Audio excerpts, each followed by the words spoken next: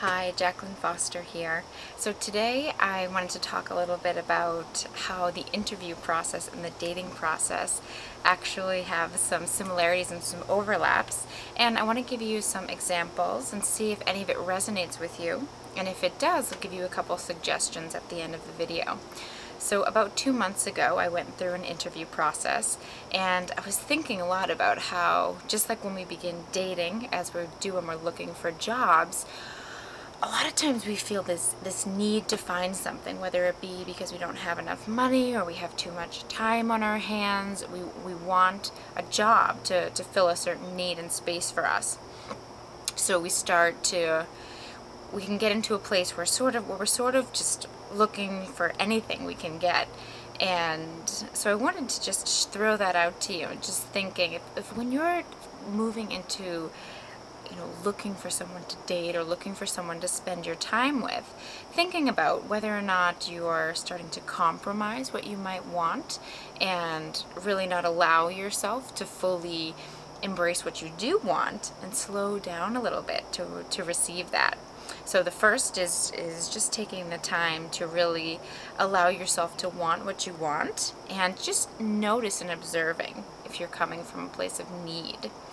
And the second similarity I was finding as I was thinking was, oftentimes, just as we're in an interview process, we think a lot about what the company would want from us, what they would want to hear that we can do, or what the skills that we have, or the type of person that we are.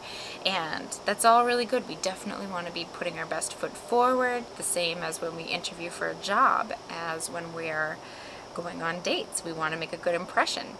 But the trick comes in where we maybe start to talk about something from a place that's not authentic from us. We're saying that certain things we can do, or things about ourselves that really aren't true. And the tricky thing here is that if we're not coming from an authentic place, sooner or later, whether it be during the interview process, or the dating process, or after, when you've either started the job or the relationship, what happens is that inauthenticity ends up catching up with you.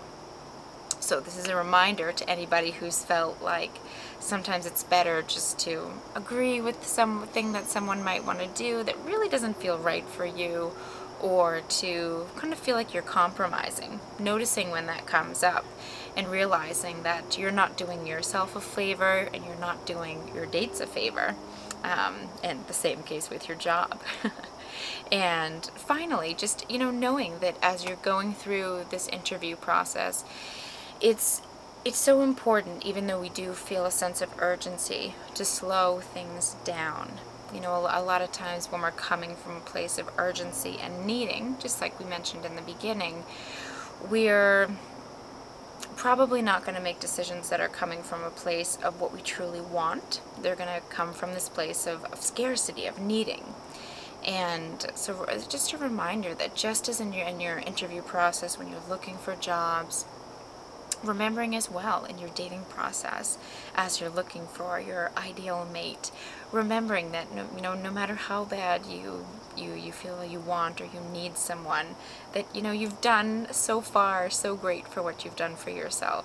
And just as there are millions of jobs out there in the world in different positions, I truly believe that as well with finding your perfect mate, it's not a do or die in terms of if you make some mistakes on some dates, you have fun, you experiment, and take it a little bit lightly. I know that it's easier said than done, but when you're able to take the situation lightly and really keep your mind open, then you're more likely to have fun with the process, you're more likely to find your own fit.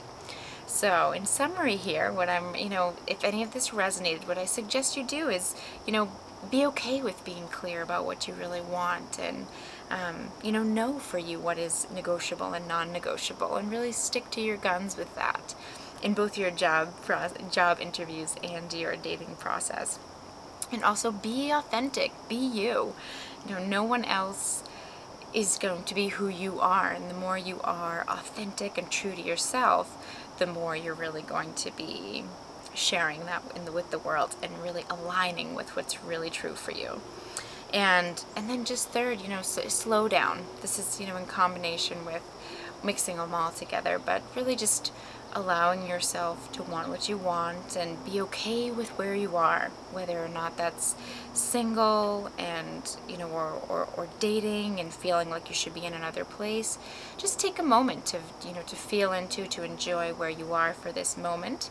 And oftentimes when we slow down, when we allow ourselves to get quiet, answers come in a different way than when we're coming out of that place of urgency.